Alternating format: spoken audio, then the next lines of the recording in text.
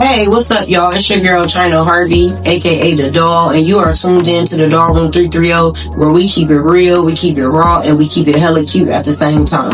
Tonight's episode is a little different, a little heavier, but very necessary. We're talking about domestic violence, not from a movie, not from a meme, but from a real life, real people, and real pain and real survival. Before we go any further, I want to give a trigger warning. We will be talking about abuse, manipulation, control, and healing. So if this is sensitive for you, please take care of yourself while watching. Pause, come back later, or sit with somebody you trust. Your mental and emotional health is more important than any episode. My guest tonight is a domestic violence survivor who has agreed to come sit in the Doll Room 330 and share what she feels is safe, sharing about her journey. This is not about being nosy. This is not about trauma for entertainment. This is about awareness, healing, and letting somebody out there know you are not crazy, you are not alone, and you do not deserve to be abused. All right, first off, thank you for even sitting on this couch with me. I appreciate you for trusting us with your story. Remember, you control the narrative tonight. And if anything feels too heavy, you can say pass or cut and we'll move right along, okay? Okay. So for the people watching, how would you like to introduce yourself, babe? Go ahead and introduce yourself. Hi guys, my name is Bridgette. Bridgette Martin on Facebook. Yeah, thank you for having me here. Yes, thank you for allowing us to, cover your story and wanting to share it with us. I definitely appreciate you. You could have went anywhere you wanted to go, and you chose to be here with me. So I appreciate you. How are you? One day at a time. Okay. One day at a time. I appreciate you for giving me this platform. I won't trust nobody else but you. Okay, damn. I've known you for years. That, period. Outside of the Doll Room, but I love the Doll Room. I watch it all the time on YouTube. All my kids watch it. Okay, thank you. I appreciate that. All right, so let's get into it. How you feeling sitting here today? Nervous? A little scared? What? Kind of scared, nervous, and excited. Okay. Because it's time for me to be unsilenced. Okay, before we get into anything heavy, is there anything off limits or anything you rather we don't touch, or you gonna guide the story? No, I'm gonna let it flow. Okay, well, cool. Okay, so in your own words, not the perfect TV story, what part of your journey do you feel is leading you to share with us tonight? I was just tired.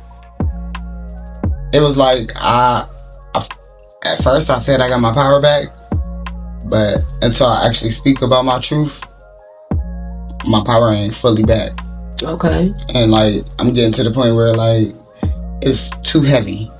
Okay. It's too heavy. I gotta get it out. Right, definitely. Okay, so what do you wish people understood about domestic violence that they usually don't get? I think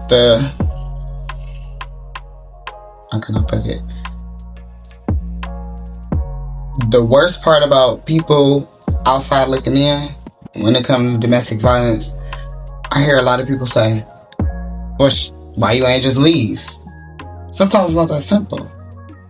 I stayed in it for 5.5 years. 2 kids.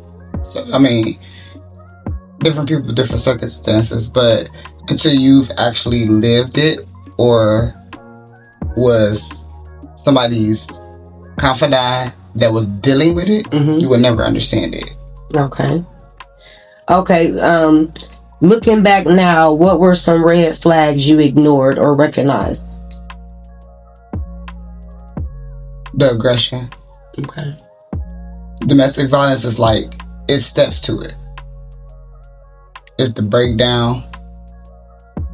It's the mind manipulation. Okay. The isolation. Okay. And we definitely gonna get into all of that tonight. So yeah. The steps to it. Okay. Let's get familiar with you. What was life like growing up for Bridgette? I can honestly say from age birth to 10, it was happy, love, all of that. But then later on in life, it got bad. Okay. Where Bridgette didn't know who Bridgette was. And at what age is this? 13 going into 14. Okay. Okay, so 13 going into 14, you becoming a teenager.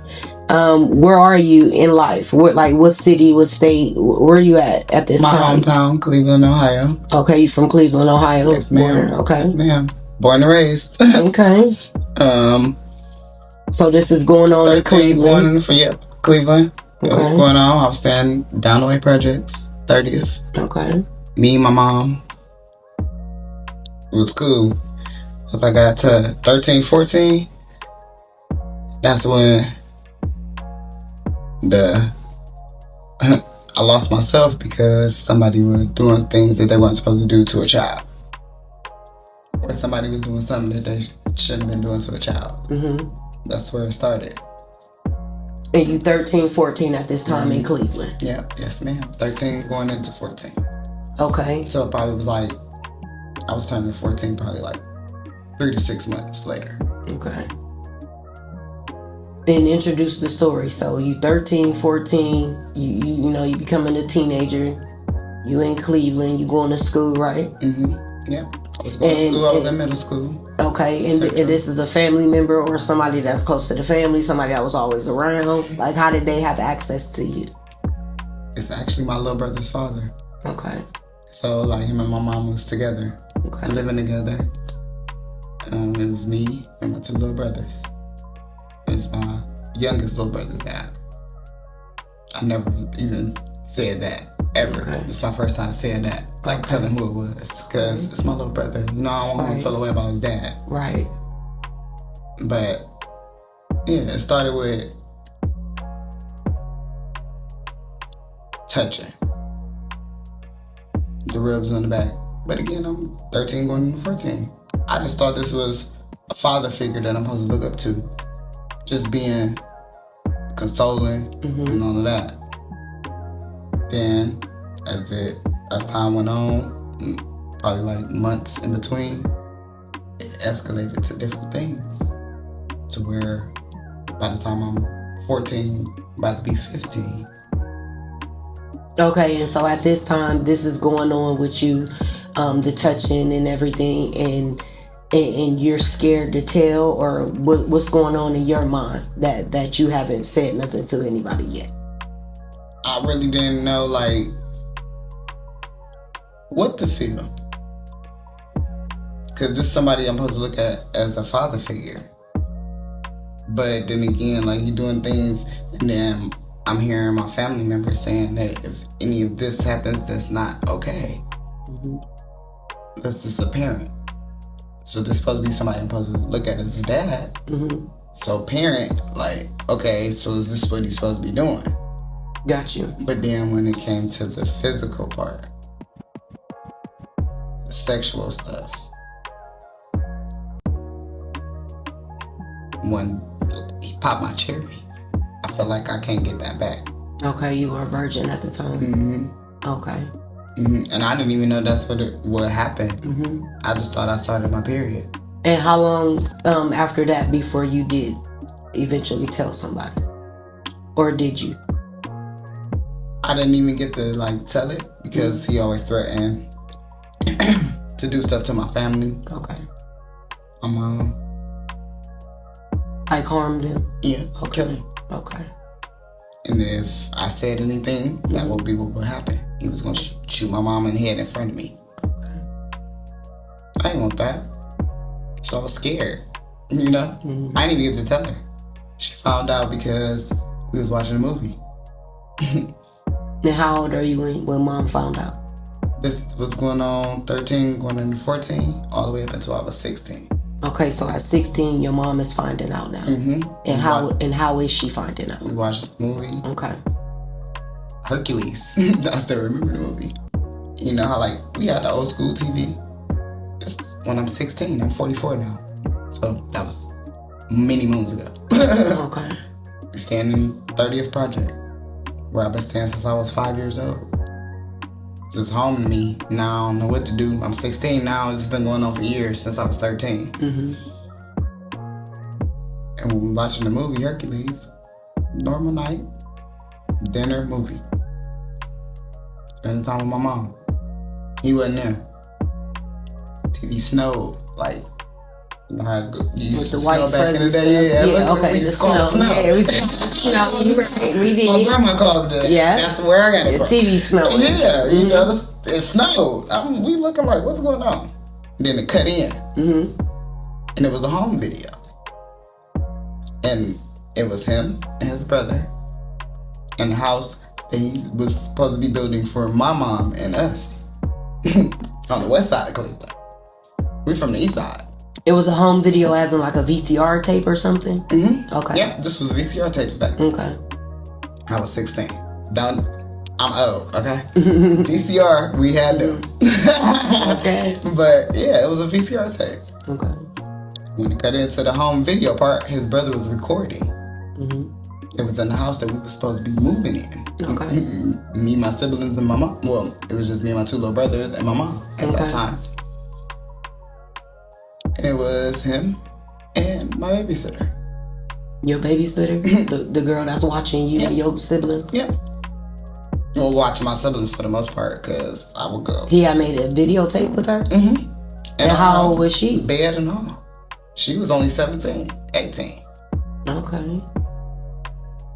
So your mom is watching this, you and your mom, and this is what comes on? Yep, me and my mom.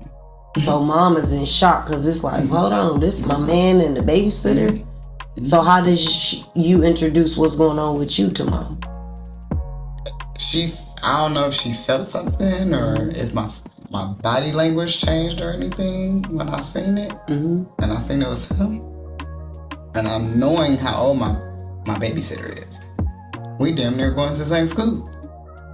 We live in the same apartment projects. I can literally go on my porch. Diagonal is her porch. And her dad. Which her dad was my grandfather's best friend. Since kids. When he moved here from Mississippi. And yeah, I don't know. She just asked me like, have anything like that ever happened to you?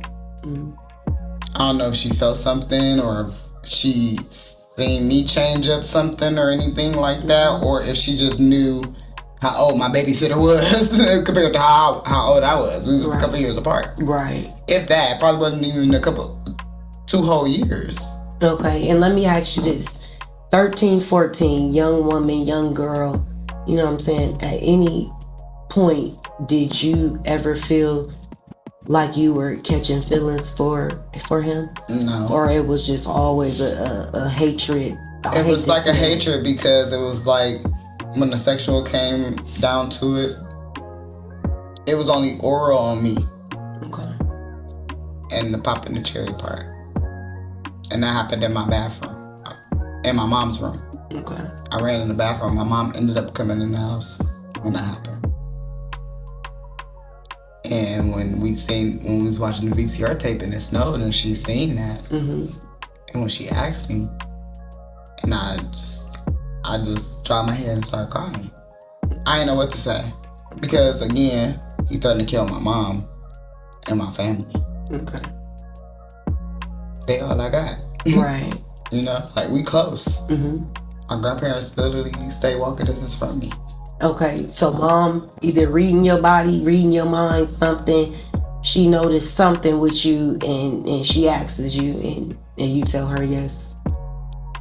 And what was the vibe? What was the energy like in that? What was the atmosphere in that room that day? It's taking me back there. It was like heavy. Like heavy. Okay. I felt like, what did I do? You felt as if you put something heavy on mom? It didn't feel like a release that she knew? Okay. I just felt like real heavy, like, why did I even say yeah? Because, like, what's about to happen to my mother, you know? Right. Because in an instance, her being a parent, as soon as I couldn't even say yes, I just shook my head. And she just jumped straight up. We didn't have cell phones then. Right. It was the house phone. The cordless. Ameritech. Not cordless. Long time ago again. Cordless, though. Okay. The first cordless, the big one. Right. With the antenna you gotta pull out. She calls the police. Okay. And she makes a report about it. And where is he at this time?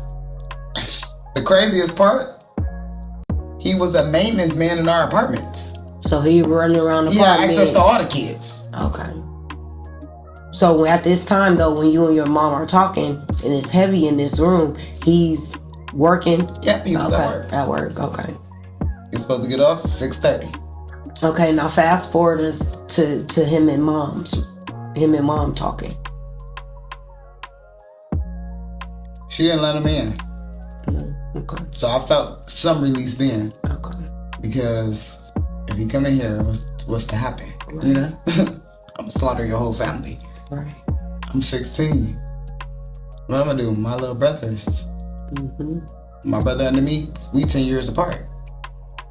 The brother and the dad, he 2 years apart from him. Okay. This is dad, the baby. Right. You know? Right. So, like, yeah. She didn't let him in. She called the police back. But by the time the police got there, he was already gone. Mm-hmm. His 2 sisters came there. I don't know. They came there. They said they came there for support. But his family was twisted anyway. His mom used to walk around with no bra or no panties on in front of us. Oh, wow. Her and her husband. While they babysat us. And made me eat cold Chinese food. So, mentally, he probably Just grew cold Chinese. Cold Chinese food. Right. Like, it wasn't even what I like. Right. Who eats pork fried rice? Not me. Right. But yeah, like you not my real grandmother. Right. And then her husband used to walk around like that. Right. In front of us. Yeah. I wonder what they was on. Some freaky deaky. Not with me. Her husband used to be that's back when coal miners and train drivers was in style. He was a train driver. What's a train driver? He used to drive it like a conductor. He used to drive the train for the coal mines. Oh, okay, got you. Okay. And like different states and stuff. I want to get into a few questions with you. So the person that hurt you, did they start off acting like a friend, a family, a protector? The father stuff that he did show you before that start happening, or did that happen all too soon? It was probably like a year into him and my mom. Okay. Probably not even a full year, but we're gonna say a year. And he was cool before all of that. Yeah. Trusting and all of that. Mm-hmm. Okay. Yeah. Before he moved in. Okay. Looking back now, what are some of the behaviors from then that you recognize, like, far as grooming now? Like how when it first started. Looking back now, what are some of the things you would be like, okay, he was grooming me then? You know how like growing up in the household when you're a kid, you ask your mom, can you do something? Mm-hmm. And she'd be like, go ask your dad. Mm-hmm. That's how it started. And his answer was always yeah. His answer was always yeah. And then after the fact, when I already went and did what I did, it was skating back then. Mm-hmm. United States. I always wanted to go there with my cousins. They went every weekend, but I never experienced that. Okay. I was like a house child. Gotcha. Okay, were there people you wanted to tell, but you didn't feel safe enough to? Mm-hmm. Other than your mom, was there outside people around you that you could talk to, but my cousins didn't feel like it was too safe? Yeah, my cousins. But I didn't want nothing to happen to them because my cousins, growing up, we grew up like sisters. They basically lived with us. My cousins, it was 2 girls and a boy. My boy cousin, man, was tight. He was younger than me, so like telling him, we used to call him FIFO. He didn't run his mouth. Okay. And I was scared. Don't run your mouth because if I'm telling you, I can't tell nobody else. Right. We can't go to no adults. Because he gonna slaughter the whole family. You know? But my cousins was like, my siblings. Okay. And at 13 and 14 and stuff, you in school and everything, when is he finding the time to do this? My mom was at work. She was working at Hills. So majority of the time when she worked, he would work mornings because he was a maintenance man. Latest he'd get off at 6:30 or whatever. My mom, she tried to work more afternoons to evening shifts. And Hills back then didn't close till 11:30. So I would be there from the time he stopped being the maintenance man to the time my mom got off work. Most of the time she was working the night shift till 11:30. So, yeah, and she didn't have a car back then. So he had extra time because she had to catch the bus all the way from the west side back to the east side. Okay. And that's a journey. No, I believe it. All them buses.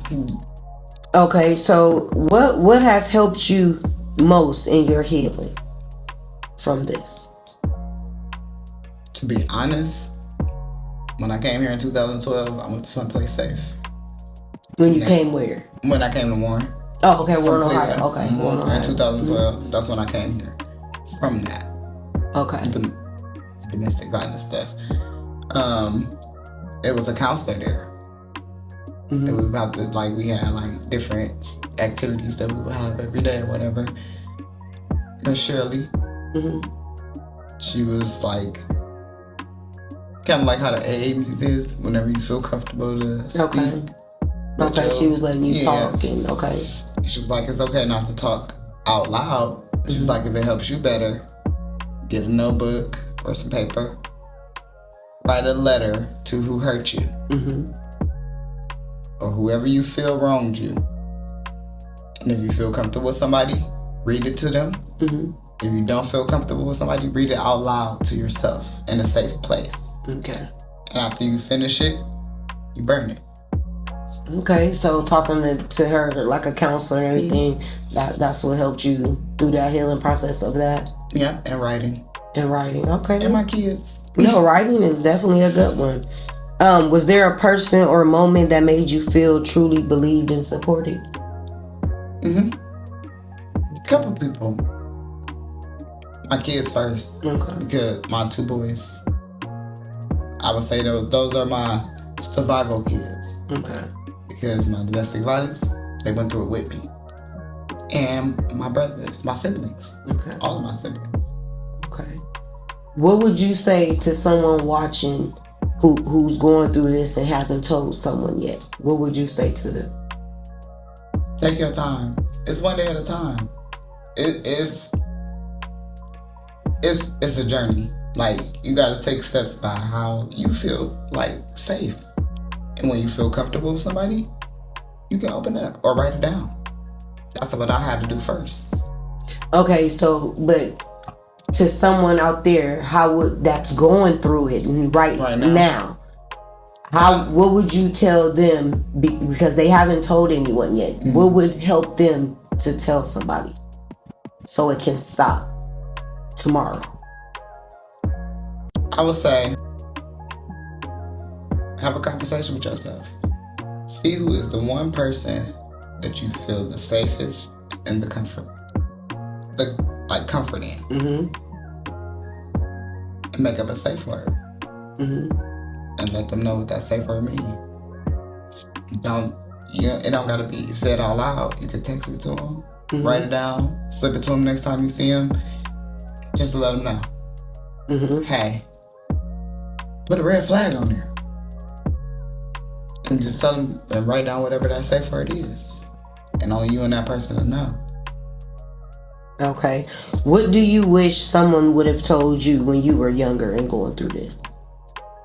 What do you wish someone would have told you? I'm here. But how would they have known to say that?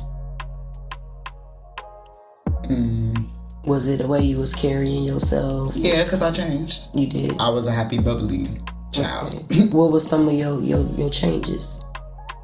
I started getting moody. I was snapping at the people. I didn't want to be at home. I asked my mom, could I move my grandparents? And I did. Okay. But it didn't last long. You went back home. You ended up having to go back home. Yep. Okay. So it only stopped right after you told your mom, and she didn't let him in. But not even 2 weeks later, I came home from my grandparents' house, and he was there. He had came back. And how was that energy like with you and him in the house, knowing that you told already? I was scared. I blame my mom. Why you let him in? Yeah. What was his reaction or anything like when you seen him? When he seen you, like, yeah, I'm back in the house. Like, how was his energy? He was smiling. Smiling? Yeah. I didn't say nothing to him. I didn't say nothing to my mom. Why did you let him in? I just cringed. I felt scared.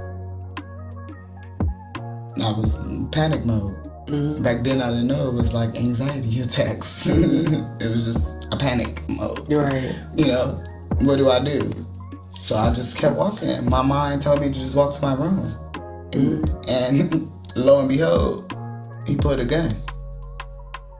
Okay. On my mom and his sister. He held the gun to his sister's head. So he was a dangerous man. Yeah. Yep. Okay.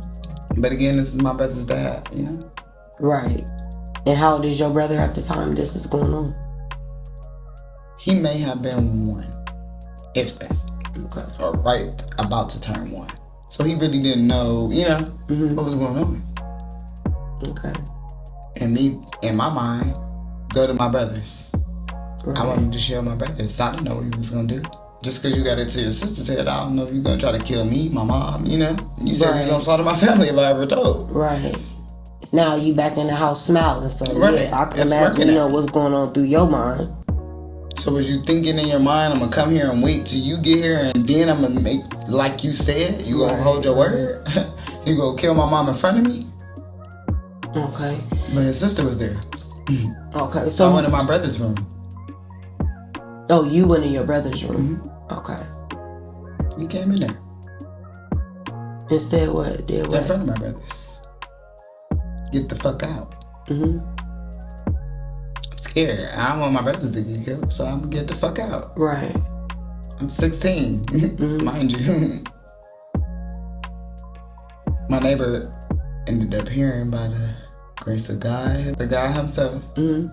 My neighbor heard all the commotion. She walked me in the building. We used to have to press our apartment numbers to get in. I didn't even get the number out because she was already outside coming in. Okay. And she walked me in the house. But she didn't come in the door, so she didn't see him sitting there. But she heard the commotion. So, okay, so moving forward, how did that situation end? What was the closing? He never got arrested for that. He never got arrested. To this day. Your mom continued to be with him? No, she left him. And then after the fact, once he fled and the police was there, that's when I asked her, why did you let him in? She didn't apologize or nothing. She just, you don't question me like you're a child, I'm an adult, basically. Okay. So I didn't feel protected at that moment. Okay. So moving forward, how did you get introduced to domestic violence? When I was grown already, probably like, I ain't gonna say probably, like, it was 2009. We moved into our new house. So how old are you at this time? Paint the picture for us. How old are you at this 2009, time? I was born in 81. I was in my 20s. Okay. In your 20s. Any kids yet? Nope. Okay. Oh, well, yeah. My oldest son. Okay, you had He's one 25, 2000, I had a baby. One kid. That's what my molestation led to. Like, I was just humping. I got pregnant by my best friend. And I didn't even know I was pregnant. But yeah, I was pregnant. I was 17, I was about to be 18 in a couple months. I had him in April. I turned 17 in June. Okay. So yeah, I got an older son, but I had one kid then. And me and my mom moved in together. And this is in Cleveland still. Cleveland still. Okay. Yeah. 88th and Superior. She got a nice house. So my son, he had family over there, so I was cool. The day we moved in, that's the day I met my abuser. Okay. And where'd you meet him at? He was there at the house? When we was moving in, my mom and my brothers went to go get another load. Me and my sister stayed there. And he was 3 houses down. I heard the noise. I thought he was doing tattoos, but he was cutting hair. Okay. And yeah, he walked over there and we started chatting and it went from there. Okay, so fast forward, you in a relationship with him. What starts going on? What are the signs that are going on? Everything was cool when I met him. We was dating for a while. I'm 3 kids in at this point. My oldest son and I got my 2 younger sons. With him? No. Before him. Okay. So you moving into this house, you in your 20s, you got 3 kids, and you meet the abuser. Y'all in a relationship now, everything is cool. Yep. And then I got pregnant with my oldest daughter. With him? Okay. And when I first found out I was pregnant with her, it was still cool.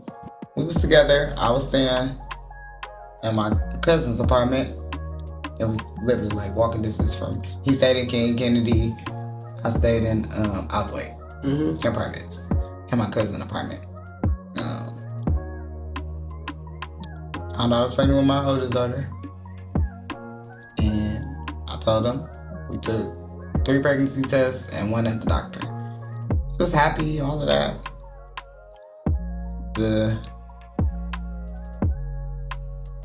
I'm gonna say the breakdown probably been started then. I just didn't notice it. In the relationship? And when you say breakdown, what is that for people who don't know what breakdown is? Basically, like, breaking my confidence. Like, I was very confident. At this point, when I met him, I went from 398 to 185. I thought I was fine, you know? But as it progressed, my family noticed. You ain't doing your hair, you're not dressed like you usually do, like, you don't come outside like you usually do, and all of that. But I thought they was just tripping, you know? So I think at that point, like literally months before I found out I was pregnant with my oldest daughter, that's when it was all like, it was breaking me down mentally. Why do you think? Because I didn't notice then, but now, future, I noticed, like, yeah, I wasn't doing my hair. I usually kept my hair done every week. My cousin do hair. She did my hair every single week. That was my hairdresser from 13 on up. We grew up together. But what is he doing that's making you not want to get your hair done or not want to look good or presentable? What is he doing to make you feel like this? When I was getting my hair done and making it seem like I'm trying to do it for other dudes, it was like an insecurity thing with him. Okay. But I'm like, okay, well, maybe am I, being too presentable to another dude, Right. Like, Girl, this is the dog room 330. Like, you can say nigga to another nigga. I'm with you. Right. Every day. Like, at this point, you're basically living where I'm living. Okay. Every single day I'm seeing you. If we're not at my house, we at your mom's house. You're in your mom's house. Like, so, yeah, I think it was more so like me not wanting him to feel like I'm trying to catch somebody else's attention. Okay. Okay, so this is a part of the breakdown. He mentally attacking you to where now you drained, to where now you not trying to do your hair or anything? Nope. I just want to be just for him. Okay, so what was the next step after the breakdown? What happened after that? The making it feel like I'm trying to leave him. Like a separation thing. I'm still pregnant with my oldest daughter at this point, but I'm probably like 6-7 months along. And we was at his mom's house. I'm pregnant. I cooked. I did my duties, you know. Mm-hmm. Now it's time for me and my sons to go home. Mind walking distance, like I said. Mm-hmm. He locked me in the laundry closet. Mm-hmm. No windows. It's wintertime. Mm-hmm. Heat on. Project's cold. We got. Where's your kid? My 2 boys. Mm-hmm. In the next room over. Right across the hall. In the bed. Sleep. So you're leaving. You're trying to leave and they stand there to sleep. Mm-hmm. And he put you in the closet. No, I was taking them with me. He didn't want me to leave at all. So he left them on the bed to come and lock me in the closet with him. He got his feet up against the door. Mm-hmm. It's flimsy doors. You know? It's his mom's house. I don't want to break nothing. But his laundry going. Oh, y'all at his mom's house. Mm-hmm. Okay. Yep. I was just trying to go home so I could go to bed. Right. Like, he thought I was going to meet another dude. Pregnant? Right. I'm pregnant. I don't even want to meet you. Okay, so he's showing signs of narcissism. Yes. So he's being a narcissist. Yeah, making it seem like I'm doing something to him. Right, don't want you to leave. Yeah. Okay, so what's after that? So y'all not trying to work on it? What's going on? Yeah, like, paint the picture for us. What's going on? I actually was trying to understand why he did that. Mm-hmm. I didn't leave him. I ended up spending the night there. Okay. Like, if this make you feel more comfortable, then I'll spend the night here. I just want to go home. Right. I'm pregnant. Like, I just want to be in my bed, you know? But I stayed. The next step was the physical. Mm-hmm. Still pregnant. Now I'm further along. And what's leading to the physical? What is he saying you're doing that's making him do these things? It's always about me. If I leave or if I don't want to come see him or come open the door, like, I'm pregnant, I'm tired. Like, you know, I was real sick. I couldn't eat nothing for 3 months. Mm-hmm. He would just, like, get more and more aggressive with it. Like the talking at, the yelling, trying to instill fear. Mm-hmm. Like he turned mean. Mm-hmm. He wasn't the person that I met, you know? Right. That was loving, right, consoling. And you don't know what turned him like that. Mm-hmm. What made just him wanting to be in control? Mm-hmm. I was confused because outside looking in, mm-hmm. you know, this is his family at the end of the day. Right. They don't seem like he should be that way, you know. Mm-hmm. They don't. They're there. They're present, cooking, siblings in the house, like. So I never, even his brother had a daughter. She was always there a lot. Mm-hmm. Like, so, and they was close. So I didn't, like, understand, like, why do you feel like I'm gonna leave you mm-hmm. just because I want to go home? Right. You can come with, but I want to go home. Sometimes I want to be in my own bed. Right. Okay, so the physical is starting. What's going on through your mind? I didn't know what to think. Because what is this new, you know? Mm-hmm. I never had nobody physically a man. Right. Especially somebody who say they love you. I'm pregnant with your child. Mm-hmm. And you smack me? Because I don't feel like cooking? At this point, it's like 8-9 months almost due. Mm-hmm. I want to cook all the time. Right. I don't mind. I love to cook. But when I was pregnant, I was always tired. I had preeclampsia. My feet were swole. Like, my whole body was swole. Like, and he didn't care about none of that. Nope. So how long is this going on? Some months, some years? From there, once the physical started, it was consistent. So what is Bridgette doing at this time? I'm trying to figure it out. I'm trying to understand it. I didn't know what to make of it. This new to me. I never had this going on. Right, and so that's mentally, but like, physically, what are you doing? Like, they love me. They want to be with me. You want to get married. We got a baby coming. Right, but he's not showing you none of this. So what are you? That's what's going on in your mind, right? You're trying to figure it out. Trying to figure out like right. What are you doing physically at this time? What is Bridgette doing physically? You know, I'm trying to get you to paint the picture because the audience ain't there. I'm not there. I wasn't doing nothing. Trying to get I wasn't doing nothing. I was just staying. A clear vision. I kept staying. I kept staying. I kept bending to it. Maybe if I stay, he won't hurt. Is it something that I'm doing? Right. But physically, I was froze. Like I didn't. In my mind, it wasn't no way out. I'm already about to have this baby. I'm already a single mom of 2. The only dad in life is the oldest son. My other 2 boys, it was just me, you know? Right. So what am I gonna do? So how old are you now at this time? You still in your 20s? Still in my 20s. Okay. Y'all living together? Y'all living separate? What's going on? Well, he was still staying with his mom, and I was still in my cousin's apartment. Okay. Man, how long did this go on? This back and forth with you and him? This relationship with you and him, should I say? 5 whole years. 5 years. Okay. 5 total years. 2 babies. And what gave you the courage to get out of that? When I had my second daughter, I went to church. I started going back to church. So I started getting like more courage. Okay. More courage, I would say, like to think for myself. If this continues, I gotta go. Ain't no way around it. So I started going back to church.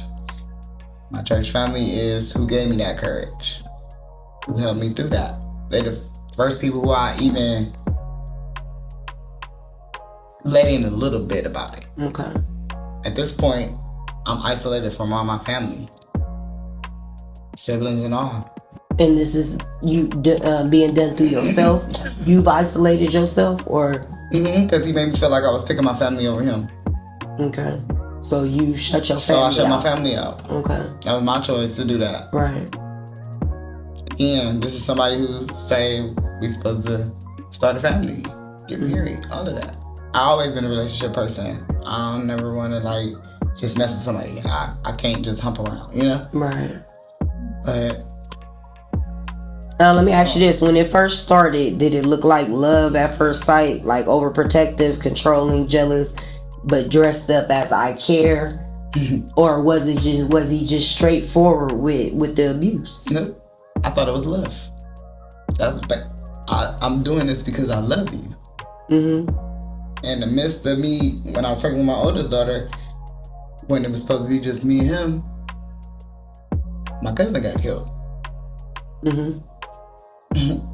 That I seen every day. Every single day. He helped me pick up my grandmother's dress that we was gonna bury her in. He was there. He was there, but when it was time to go around family, like, no, you need to come on, we need to just be at home, like, so I can what? I want to go see my family, you know? But I went home. Okay, looking back now, what was some of the red flags you ignored or didn't recognize at the time? The manipulation. The narcissism. I didn't know what that was back then. I just thought like, okay, well, if he keeps saying it, maybe it is me. What did I do? Right. You know, like. So then was some of the red flags that you know now were red flags? Oh, yeah. Big red flags. So you, tell somebody, forget a red flag. The red flag. It was a red blanket. Okay, was there a moment where you told yourself, I can't do this no more, even if you didn't leave right away? Yeah. Right before I left. For good. Okay. My son ran away. And one of the drummers from my church found him. Okay. He said he ran away because church was ending. He didn't want to go back home to the monster. And the abuse, this is going on in front of the kids now? Like, they're putting hands on you, this is happening in front of the kids? Yeah. He tried to kill me and my kids. So this is leading up to that. That's when I was there. Okay. What are some things you still deal with today that people might not see, as far as triggers, habits, fears? Crowded places. Yelling. So I don't like to argue. I be always calm. Like, I rather, if we can't have a conversation, I don't want to talk. If I gotta yell, that's triggering for me. Then it's gonna put me in survival mode, and I might take out something on you that ain't even meant for you. Because this is all built in. I never spoke on this. And at what point did you get in survival mode during the relationship? When he pulled that trigger on me and my sons, and the gun jammed. At that point, it's winter, blizzard, all of that. I had no shoes, coat, nothing. I picked up my sons, I ran out, and I looked back. Okay. How did that situation change the way you saw yourself, your worth, your confidence, your trust? How did that change you? I didn't have no confidence. I ain't care about me. I ain't wanna do simple things. Shower. None of that. I ain't want nobody to even be close to me. I didn't know who I was no more. I lost me. Okay, did it change how you date now? Yeah, it still affect me to this day. I don't trust no nigga. None. If I open up to you, you lucky. Right. But once you... Have you been in any relationship since that relationship? Several. None like that or any? Yeah. My youngest baby's dad. Okay. But it wasn't as bad as that. Gotcha. He tried to kill me and my sons. He just tried to kill me, choke my windpipe. Were there any people or organizations that really showed up for you that you want to shout out? My church that sent me here. They sent you to Warren, Ohio? Okay. Yep. They was trying to they put me in a safe house. And he kept finding us. Okay. So we ended up calling here, someplace safe. They said they had a room for us, but it'll take them a couple of days. So they paid for me a cab. We didn't have Uber and all that back then. This 2012 at this point. My youngest daughter, which is with my abuser also, she wasn't even one yet. We came here in 2012. It was probably like 3 months before April. We came here. But my sister ended up moving to Newton Falls right when I was in the safe house.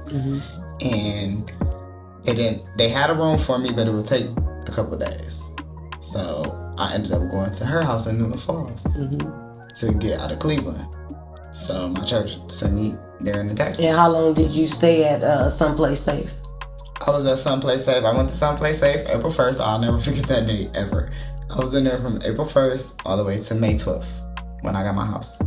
So you was there less than a month? Yep. Okay. As soon as I got there April 1st, that morning, I was on the computer. Searching stuff. Okay. Searching housing. And how long ago was that? That was 2012. And it was probably, I've been here a long time. It's 2025. Yeah, this is 2025. Yeah, that's been like over 10 years I've been here. When I left Cleveland to come to Warren, it was 2002. It's been over 10 years I've been here. Okay. So the church, Someplace Safe, then was the resources, the help, and everything. Okay. My next question was, what does safe feel like to you now? In your body, in your home, what does safe feel like for Bridgette? I wouldn't say I feel safe because every time I go out my house, I feel like, dang, is he watching me? Cause he done found me before. can he still find me? He's still free. So you haven't healed from this? No. From neither situation? I'm still healing. From both situations. I'm still healing. To this day. The healing don't stop. Some days are better than others. Like, I always try to keep a smile on my face, but inside, I'm heavy. Like, I'm tired. And what steps are you taking for yourself to get you through your healing and stuff, for anybody that's out there who don't, you know what I'm saying, know what steps they need to be taking or should be taking? What would you tell somebody out there the steps to be taken towards working on their healing? You gotta go according to how you feel, you know? Like, I take it one step at a time. I ain't even gonna say one day at a time, because every minute of my day, I have to prepare myself for, okay, what I'm about to do next. And how do you prepare yourself? You pray, you talk to God, you talk to yourself, you talk to somebody. What do you do? I just started back praying. Okay. A couple months ago. Okay. I lost sight of that. Because trauma, it's forever. Like, it's always scarred in me. Again, this is my first time ever, like, speaking it out loud. I've wrote parts of it down. Okay. Not even the whole thing. Does that help you? Writing? So that's part of your therapy, part of your healing then. So writing is a step that you taking, you know, towards your healing. So that would be something you would writing. Yeah, would tell the people that writing, if that's what's helping you, you know. Writing, music, and I just started back praying and doing meditation. I just started back doing meditation 2 weeks ago. Okay, and when you were going through the abuse, where was family at? Where was friends at? I know you said you isolated them, but you know, family sometimes they don't go for that. Like, where were they at? They still didn't know to right now. Okay, so you never told nobody. They never seen you with no bruises, no nothing. No. Okay.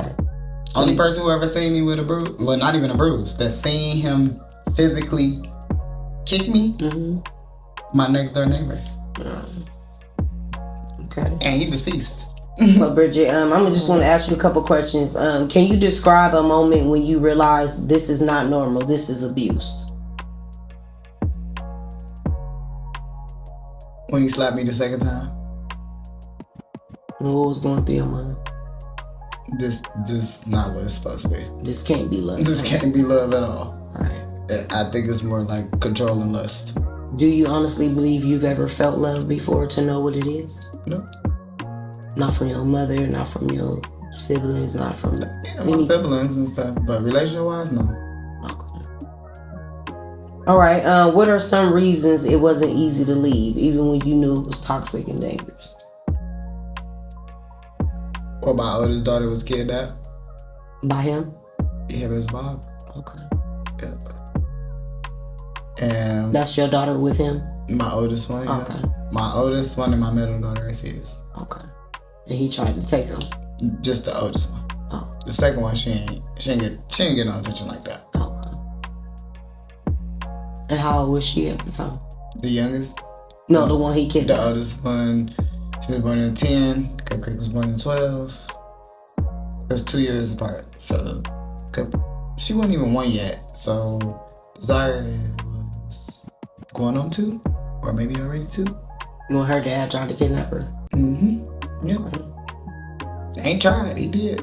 Right. He did. Right. Because I had to leave someplace safe to go get her. Okay, and you was able to get her back? Yep. Through authorities or with him? No, or me and my sister went up there and we staked out the parking lot until they came back home with her. And I got her back. And his mom and her wife said that if she not back by such and such date, or I don't know if it was like that next Monday or something, then she was going to report her as kidnapped. I'm her mother. They had custody of her or something? No. She was just always there.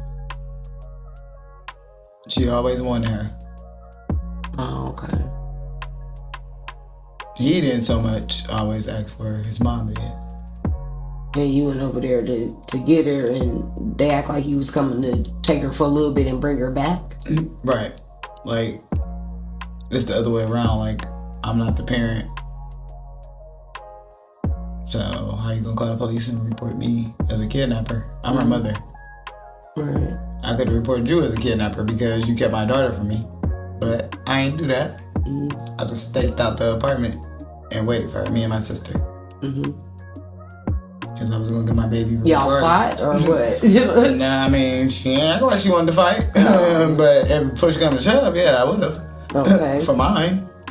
Okay, now I want to get into life after leaving. So after doing all of that, after going through all of that, you know, trying to rebuild yourself and all of that, what has been the hardest part about rebuilding your life after abuse? After so much abuse that you've been doing? Knowing when something is genuine and when it's not. Mm-hmm.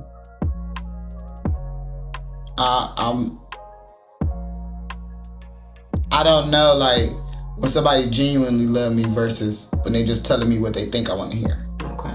I don't know the difference still. I don't trust nothing. Not even actions, because actions supposed to back up them words. And that's not all the time. That's how we supposed to decide. I mean, in my opinion, that's how I decide. They supposed to say, you telling me you love me, your actions supposed to show it and back it up. Right. Because if not, I'm gonna think it's otherwise. Yeah. I look at some actions, but then I'll see other things, and I'll be like, okay, yeah, I ignored the red flags out 2 times. Like, I'm not doing that. Okay.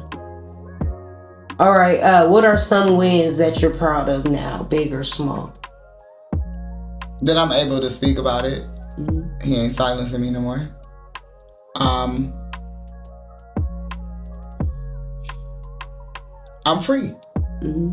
You don't have no control no more. That's my biggest accomplishments. And my kids, my sons, they seen a lot. Mm-hmm.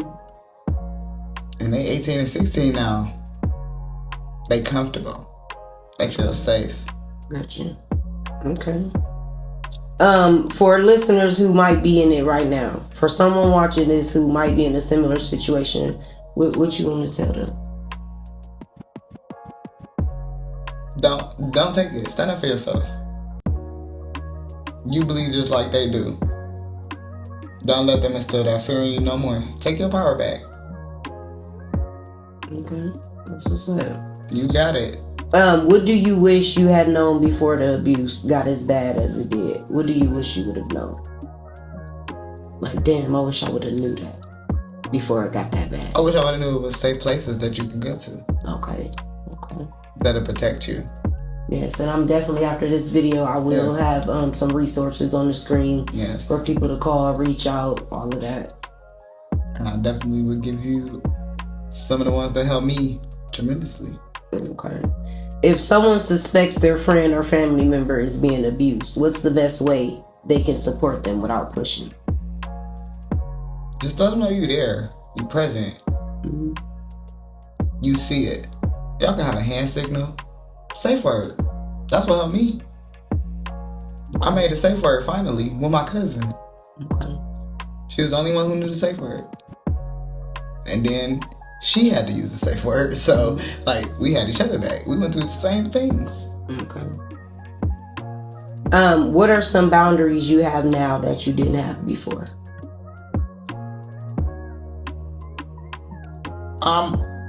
I'm more aware now, so like my boundaries, I would say, honest. Like, once I feel you being dishonest, I can't trust you. You can only break my trust by betraying me. Like, if I tell you what I've been through, and then you turn around and throw it in my face, whether you do the same thing he did or something similar to that, that's a boundary I'm not willing to let slide. Okay. All right. What does safety look like for you now, mentally, physically, and emotionally? Mentally, what does safety look like for you? If I feel mentally safe, that would feel like heaven for me. I don't feel mentally safe though. Okay, you haven't got there yet. Not yet. Okay. I'm gonna get there though. Right, definitely. Get there. What about physically? You said you feel safe in your home now, and You know, so physically my home you do. and like my family. When I say somebody my friend, that's not my friend. That's my family. Mm-hmm. Like them, just having them say, "Hey, I got you. I'm there." Right. That makes me feel physically safe. Okay, but not mentally though. You ain't convinced all like that yet. My mental, it still needs some work. Okay. Emotionally, how do you feel safe emotionally now? Or is you still working on that? I'm still working on it. Okay. We gonna say baby steps time, because my definitely. emotions, like, I don't know, like, sometimes I don't know how to control them. No, definitely baby steps, yes. And there's a lot of triggers, like, you probably wouldn't even know, like, until it happens. Right. That's a trigger for you. Right, definitely. But I would say, like, when you do figure out what your triggers are, let the person know that. Right. Because people don't know. And you said yours are loud yelling. Mm-hmm. If somebody's like aggressive, that's a bad trigger for me. Right. All I know, you don't have to be aggressive for me. We can have a conversation. I like having conversations. Right. We're adults, you know? And if like I do something, I might not be aware of it. Let me know. Right. You know? And we can work through that. Okay. What does healed or still healing look like for you today? Prayer. First and foremost, definitely. Fighting. Don't ever say you can't. Because you can. I'm loving those answers, period. You can. I'm loving those answers. You got it. Okay. You're stronger than what you think. God not go put nothing on you that you can't bear. Right. Okay, is there anything people always get wrong about domestic violence survivors that you want to correct? Oh, yeah. The biggest one is don't ever say nobody's stupid for staying because you never know the situation until you're in that. That's a big one for you. Yeah. Okay. And be there for people. Stop judging people. Oh, she's a dummy. She's letting him hit her. Okay. Anything else you want to correct? Yeah, just be genuine. Just be there for people. Check on them sometimes. You never know. Okay. What's something you want? What's something you want to thank your past self for surviving? What's something that you want to thank your past self for surviving? Getting out. Speaking out. Yes, so make sure you thanking yourself and taking care of yourself and treating Bridgette yourself Martin, good. Yes. Girl. You've been through a lot of stuff. Yes. Okay? Okay. One last thing. If you could rename your story, what would you call it? Letters to my pain. Okay. Letters to my pain. Okay. Yeah. I want to talk to my pain. And let it know what it did to me and what it's doing to me. So you can move forward and heal and put that aside. And burn it and let it go. And bury that and do what you're supposed to be here to do. And it's okay to speak out. Yes, definitely. This is my first time talking about it. Like, yes, definitely. Physically out my mouth. I type it all the time. I wrote it in the book. Okay. Everybody keeps telling me I need to write a book. I mean, I feel like that's what I'm doing. I call it a journal, but I write down my story. Okay. Definitely before I close this out, anything you want to say to the people, you want to let them know where they can find you at, or if anything you want to say? Yes. I want to thank you first and foremost for giving me this opportunity to speak my truth, tell my story, and making me feel safe here to speak what I need to speak. Y'all can find me on Facebook, Bridgette Martin, my real name. I got an Instagram, but my Facebook is my most popular platform, and I do have a page on Facebook called Hidden Depression, where you can speak your truth, or you can just read my story. Okay, period. All right, y'all. I do want to take a second to thank my guests for coming through and being this transparent, this vulnerable, and this strong on camera. That is not easy, and it's not something anybody owes to the internet. So from the Dollroom 330 to you, we appreciate you. We honor your story, and we pray continued healing and protection over your life. To everybody watching, I hope this episode opened your eyes, not just the bruises you can see, but the emotional, mental, and spiritual scars you can't see. Domestic violence is not always loud. Sometimes it's quiet. Sometimes it looks like jokes, jealousy, checking your phone, isolating you from friends and family, controlling your money, threatening to hurt you, keep threatening to hurt you, your kids, or themselves. If anything you heard tonight feels familiar, I need you to hear me clearly. You are not the reason someone is abusing you. Love is not supposed to hurt you, break you, or make you fear for your life. You deserve peace, safety, and real love. Please reach out to somebody you trust, a friend, a family, a coworker, a counselor, or contact a local domestic violence hotline or shelter in your area, which I did say I will have the numbers at the end of this screen, so make sure y'all pay attention to that. There are people whose job is to help you get safe. You don't have to figure this out alone. And if you're watching this as a friend or a family member of someone going through it, stop saying just leave and start asking, how can I support you? What do you need from me? Be a safe place, not another judgmental voice. This conversation was not meant to replace therapy, legal help, or professional support. It's meant to start a conversation, break some silence, and remind you that survival is possible and healing is real. If you connected with anything in this episode, drop a heart in the comments for survivors everywhere. Actually, it's a purple heart. Make sure y'all drop them. Make sure you like, comment, subscribe, share this video, turn on your notifications so you don't miss the next drop from the Dog Room 330, where we can laugh, cry, heal, and still keep it cute, okay? I love y'all. I'm praying for y'all, and I'm rooting for every survivor watching this. This has been your girl, China Harvey, from the Dog Room 330, your girl, Bridgette Martin, and we out. We out. And my inbox is open if y'all want to reach out, if you're going through it.